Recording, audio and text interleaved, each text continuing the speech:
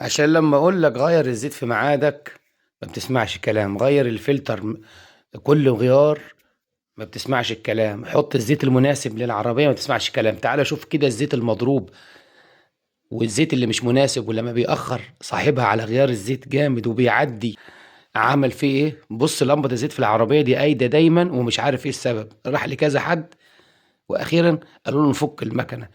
شوف السبب، شوف ايه اللي حصل بسبب الزيت المضروب والزيت اللي مش مناسب للعربية.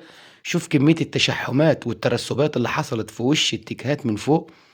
شايفين؟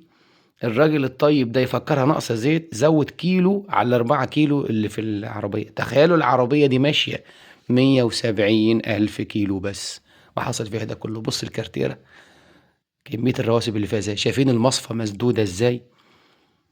بص بعينك وانت تعرف ان انت بتعمل جريمة في عربيتك وانت مش حاسس.